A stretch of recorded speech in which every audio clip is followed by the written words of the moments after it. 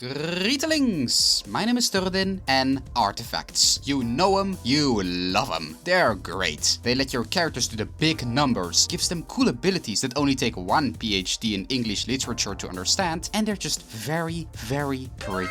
Real gamers only equip artifacts that match their character, cause you gotta have that premium domain drip. But it was while I was grinding away in the Hoyoverse intern pits, digging for a single point of elemental mastery for Nahida, that I noticed the funniest thing. As I gazed upon a freshly upgraded artifact that only bumped up defense for the 15th time that day, my eyes couldn't help but slide down the screen and notice that. Did you see it? That's right. It's text meant for reading that talks about lore. And before you say anything, don't worry, I know. I see what you're thinking. I can see you. I am always watching.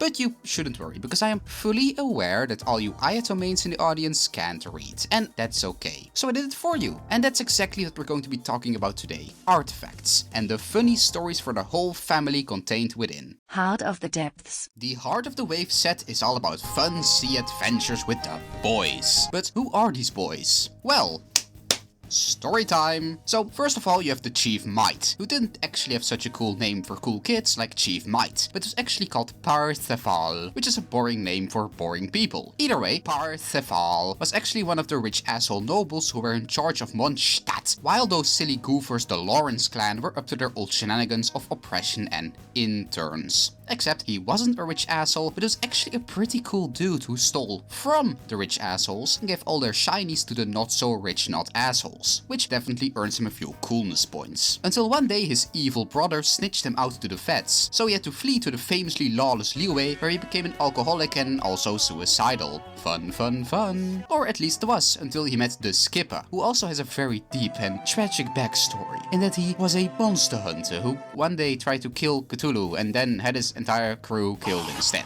Very complex, I know. So the Skipper saw this depressed alcoholic sitting by the side of the road and thought, yes, that guy. That's the type of guy I need on board. So he made him sign a contract and the two went on their way to finally have some fun sea adventures with the boys. Except they didn't really, because the Skipper was actually going to get revenge on Cthulhu and none of them were ever seen again. Or at least it was, until like Cthulhu's pinky washed ashore one day and it was pretty badly bruised up, so hey, we see that as an absolute win. Also, your entire artifact set belonged to a depressed alcoholic drunk who died without ever fulfilling his dreams and while exiled from his home. Enjoy your big numbers. Tenacity of the Milileth. So once upon a 500 years or so ago, you had this pretty baller hole in the ground in Liyue called the Chasm. And this pretty dope hole was filled with all sorts of pretty shinies, which made the people of Liyue start digging away in the hole to get their hands on said shinies. Or at least they did, until one day a giant meteor hit the place, which then caused all these creepy evil demons to begin crawling out of the big hole and for Halloween to descend upon Liyue. Unfortunately for them, Halloween is actually illegal in Liyue under Article 53, page 21, subsection C. So they got the cops called on them and things very quickly got, quote, quite ghastly. However, just as the cops were getting the schrak kicked out of them, one of the members of the Good Vibes group, Bosacius, showed up and began kicking the schrak out of the monsters right back. But the monsters were still extremely spooky, and even with big bad Bosacius on their side, the cops kinda had to retreat into the big hole. Now, this might seem very stupid, but it was actually really smart. You see, despite being Evil monsters from hell, they crawled out of the big hole to attack the people on the surface. This is actually because evil demons are scared in the dark and don't like getting spooked. This is canon because my uncle works at Hoyoverse. Love you, Uncle Tsung. So remember that, whenever you are beset by the shadow demons at night, to just turn off the lights and ignore them. They're more scared of you than you are of them. Trust me. And while they did manage to slow down Halloween, unfortunately for the cops and Mr. Bosacius, they also got stuck in the hole. Probably should have brought a ladder and they all died. Very sad, very emotional. This is the last time I'm ever talking about the chasm ever. Crimson Witch of Flammes. Senora. Bloodstained Chivalry. So there once was this dude called the White Knight. No, seriously. He was a pretty noble fellow who really cared about chivalry, justice, and treating all the females like the true queens they are. Unfortunately, outside of being a general nice guy, he also had another particular talent: murder. In fact, he got so good at the noble art of murking that he actually started enjoying it maybe a bit too much. And all his mates were just kind of like, hey buddy, maybe lay off the slaughter? Just for a bit. bit. You're kind of beginning to scare people. Whereupon he would usually answer something along the lines of, what? No, I don't enjoy killing people. I just do it because it's the right thing to do. Because I've judged their souls to be unworthy and their sins too heavy. I am not just a mindless slaughterer.